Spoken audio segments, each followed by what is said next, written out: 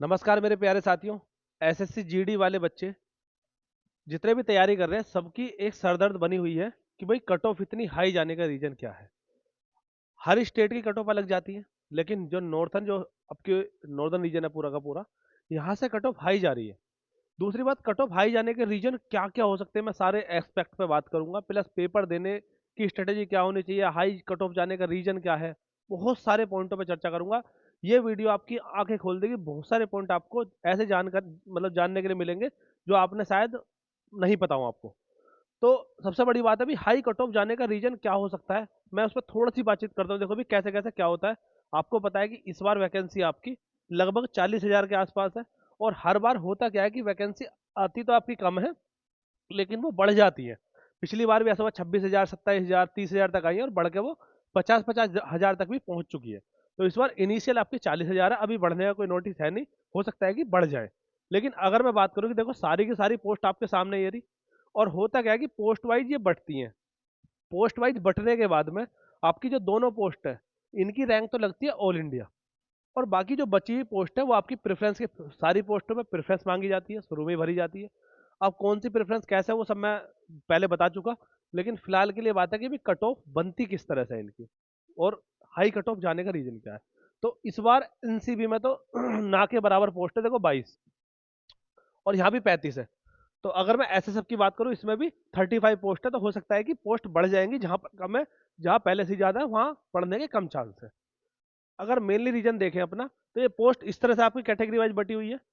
अगर आप ऐसी ही इन्फॉर्मेशन के लिए चाहते हो तो आप टेलीग्राम चैनल है पिनाका अकेडमी ऑफिशियल, आप यहाँ पर ज्वाइन हो सकते हो। आगे के लिए और भी इन्फॉर्मेशन आपको मिलती रहेंगी, जो कि टेस्ट वगैरह हम कराएंगे आपके लिए, उन सब चीज़ों के लिए यूट्यूब पे कराएंगे प्रैक्टिस सेट। अगर आपको चाहिए तो जितने भी बच्चे, एक बार यस या नो का आप लोग कमेंट में करना, फिर जिस तरह से आपका एक संख्या होगी मैं उस तरह से आपको टेस्ट करा दूंगा। पीछे टेक्नीशियन और एएलबी में भी कराए थे, काफ़ी बच्चों को फायदा हुआ था। ठीक है, ये आपका सिलेबस है। सबसे बड़ी बात तो ये है कि भाई देखो 60 मिनट के अंदर आपको 80 क्वेश्चन करने हैं। 20 20 20 आ रहे हैं, 80 क्वेश्चन आपको 60 मिनट में करने हैं। जहां तक कि और जगह पे हो रहा है कि उसमें 1 घंटे में आपको 100 क्वेश्चन करने होते हैं। तो यहाँ 60, यहाँ 80 क्वेश्चन करने होते हैं, तो समय का थोड़ा बहुत अंतर है यहाँ पर। अगर मैं बात करूँ कट ऑफ को, देखो आप, तो कट ऑफ के लिए होता क्या है कि सबसे पहले कट ऑफ एसएसएफ की मैंने निकाली, जो ऑल इंडिया लगी है। उसमें कट ऑफ की वैकेंसी तो कम है, चलो ठीक है, लेकिन फिर भी कट ऑफ देखो आप, कि अगर मैं यूआर की बात करूं तो 149, मतलब 160 में से 150 कट ऑफ जाने के रीजन। ठीक है, आगे चले देखो, ऐसी सेम यूआर की कट ऑफ 142 और 140 के आसपास कट ऑफ है।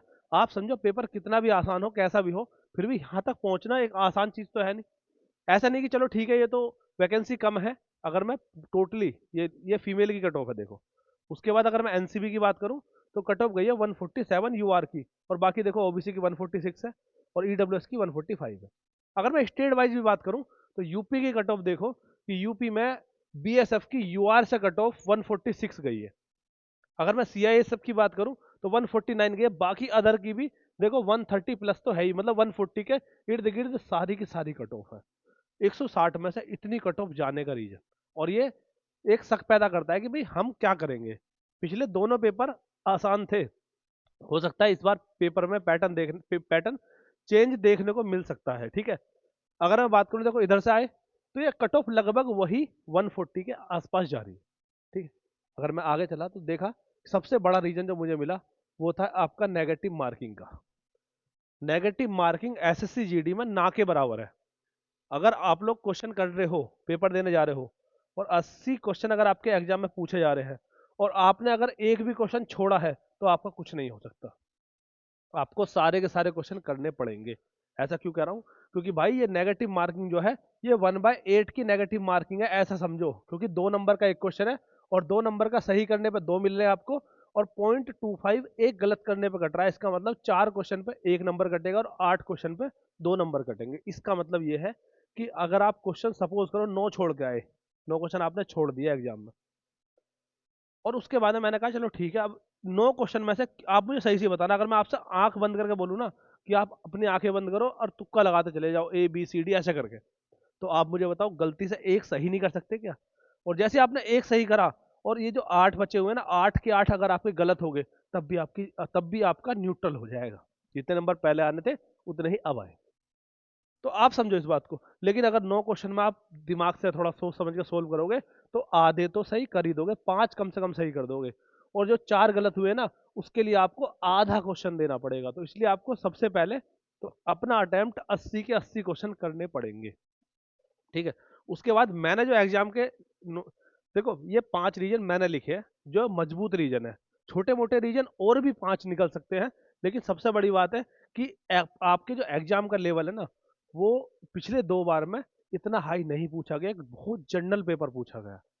कुछ ही क्वेश्चन उसमें अच्छे थे, बाकी जनरल पेपर पूछा गया। तो एग्जाम का लेवल हो सकता है कि इतनी हाई कट ऑफ के चक्कर में हाई कट ऑफ को दबाने के लिए ये एग्जाम का पैटर्न चेंज कर दे। हो सकता है कि थोड़ा सा मुश्किल पेपर आपको देखने को मिल सकता है, तो पहले से ही तैयारी करके आप तैयार है ना, कि आसान आएगा तो अच्छी बात है, लेकिन मुश्किल अगर आया तो हम उसके लिए पहले से तैयार बैठे हुए। दूसरी बात, एनसीसी का सर्टिफिकेट। अगर एनसीसी के सर्टिफिकेट की बात करूं तो कम से कम आपके 8 नंबर, 8 नंबर आपके जिसके पास सी सर्टिफिकेट है उसको मिल रहे हैं। तो अब आप सोचो कि भाई बच्चों को 4.8 8 नंबर लगभग सब बच्चों को मिल रहे हैं जिनके पास एनसीसी का सर्टिफिकेट है। तो ये भी एक फैक्टर है। उसके बाद नेगेटिव मार्किंग मैं आपको समझा ही चुका कि नेगेटिव मार्किंग आपकी 1/8 की है, ये भी एक बहुत बड़ा रीजन है। और इस बार कट ऑफ इतनी नहीं जाएगी, ये पक्का बता रहा हूँ कि पेपर का लेवल 100% बदलेगा। एक है आपका नॉर्मलाइजेशन। नॉर्मलाइजेशन का मतलब क्या है, किसी किसी शिफ्ट में 10-10 नंबर बच्चों के बढ़े, और ये नहीं पता नॉर्मलाइजेशन लगा किस तरह से रहे। किसी बच्चे के कम कर रहे हैं, किसी के बढ़ा रहे हैं।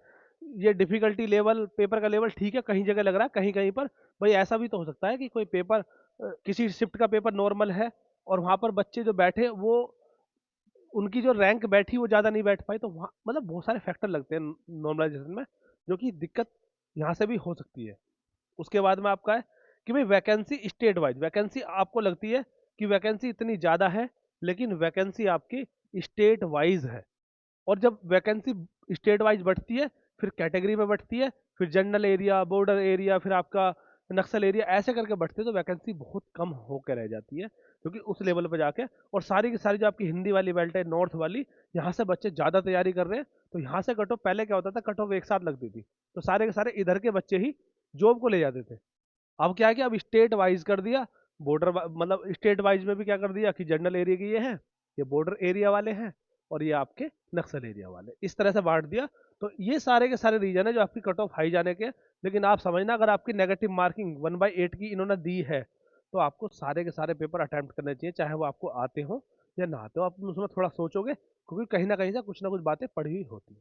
तो ये है आपके मेन जो आपकी कट ऑफ हाई जाने के रीजन है।